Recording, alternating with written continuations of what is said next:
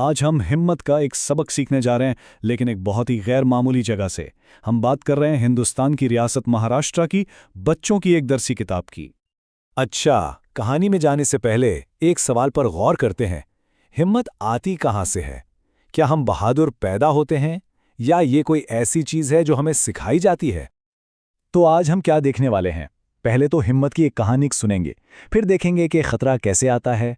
इसके बाद एक लड़की की कमाल की हाजिर दिमागी पर बात होगी। फिर कहानी के पीछे जो असल सबक है उसे समझेंगे, और आखिर में किताब की मशकों को देखेंगे कि वो इस सबक को कैसे पक्का करती हैं। चलें शुरू करते हैं। हमारी कहानी की हीरो है एक छोटी सी लड़की जिसका नाम है जोगी। तो जोगी कौन है? वो अपने माँ बाप के साथ खेतों के बीच एक छोटी सी झोपड़ी में रहती है। बहुत ही सादा और पुरसुकून जिंदगी, लेकिन ये सुकून ज्यादा देर रहने वाला नहीं है। अब हर कहानी में एक ट्विस्ट आता है ना? जोगी की कहानी में ये ट्विस्ट एक खतरे की शक्ल में आता है। एक भेड़िया। तो सीन कुछ यूं है कि जोगी की माँ उसे कहती है कि चूल्हे पर रखे चावल का ध्यान रखे, और बाहर एक मेमना यानी भेड़ का बच्चा बंधा हुआ है। बिल्कुल एक आम सा मंजर लगता है, लेकिन यहां मौजूद हर चीज आगे चलकर बहुत अहम होने वाली है। और फिर अचानक खामोशी टूटती है एक डरी हुई आवाज से। ये मेमने की आवाज है और साफ जाहिर है कि कुछ गड़बड़ है।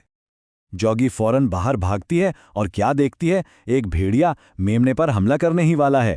सोचें जरा, एक लम्हे में उस बच्ची को एक ऐसे खतरे का सामना करना पड़ा जिसका उसने सोचा भी नहीं होगा। और अक्सर खौफ के ऐसे ही लम्हों में असल हिम्मत सामने आती है।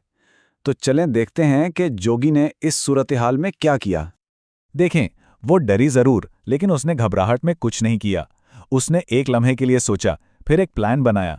वो भागकर वापस झोंपड़ी में गई, चूल्हे से जलती हुई लकड़ी उठाई और सीधा भेड़िए का सामना किया। ये कोई अंधाधुंध रद्द अमल नहीं था, ये सोची समझी हिम्मत थी। और इसकी ये हाजिर दिमागी काम कर गई।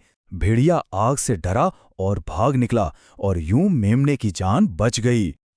लेकिन बात सिर्फ एक बहादुरी के कारनामे पर खत्म नहीं होती। ये कहानी सिर्फ एक एडवेंचर नहीं है, इसका एक बहुत गहरा मकसद है, एक बहुत अहम सबक सिखाना। और ये सबक सिर्फ जोगी ने नहीं सीखा। जब उसकी हिम्मत की बात पूरे गांव में फैली तो उसके माँ बाप, गांव के सरपंच, उसके टीचर्स, सबने उसकी तारीफ की। इससे ये बात और पक्की हो जाती है कि हिम्मत एक ऐसी चीज है जिसकी कद्र पूरा मुआशरा करता है। और ये दरसी किताब अपने मकसद को छुपाती नहीं है। इसमें टीचर्स के लिए बाकायदा एक नोट लिखा है कि कहानी को सही तासुरात के साथ सुनाएं, ताकि उसका जज्बाती असर ज्यादा से ज्यादा हो। इस पूरी कहानी का जो निचोड़ है ना, वो एक लफ्ज में है, धाड़स। यानी हिम्मत, बहादुरी, जुर्रत। यही वो क्वालिटी है जो ये किताब बच्चों में पैदा करना चाहती है। अच्छा, कहानी तो खत्म हो गई, लेकिन असल सबक तो अब शुरू होता है। किताब कहानी के बाद कुछ मशकें यानी एक्सरसाइजेस देती है, ताकि बच्चे हिम्मत के आइडिया को और गहराई से समझ सकें। और एक सवाल बहुत ही मजेदार है, सुने जरा। किताब पूछती है, सोचो अगर एक खरगोश बहादुर हो जाए तो क्या होगा?